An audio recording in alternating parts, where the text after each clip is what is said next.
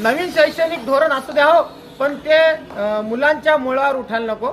जसं की मित्रांनो तुम्हाला मी सांगत आहे की नवीन शैक्षणिक धोरणानुसार जर तुमचा मुलगा 1/10/2018 किंवा 30/11/2019 या तारखेच्या मध्ये जन्मलेला असेल तर त्याच्या वयानुसार तो बालवाडीसाठी ग्राह्य धरला जातो। तर नक्कीच तुमच्या घरामध्ये जर लहान मुलं असेल तर त्यांच्या वयाची प्लस मायनस अधिक वजाबाकी बेरीज चालू करा की तुमचा मुलगा कोणत्या वयात मध्ये बसतो। याच्यापेक्षा जर वय त्याचं 1 महिना किंवा 2 महिने सुद्धा जर जास्त होत असेल तो पहिलीसाठी ग्राह्य धरला जाईल। जसं की मी वरती तुम्हाला तारीख दाखवत आहे की 10वा महिना जर तुमचा मुलगा 8वा महिना 7वा महिना 6वा महिना याच्यामध्ये जर जन्मलेला असेल तर त्याचं ऍडमिशन बालवाडीसाठी होऊ शकत नाही। तर नक्कीच सरकारने याकडे लक्ष द्यायला पाहिजे, थोडी शिथिलता केली पाहिजे किंवा हे दुसऱ्या शाळांना सर्व शाळांना सक्ती केली पाहिजे की कोणीही मुलगा शिक्षणापासून वंचित राहायला नको।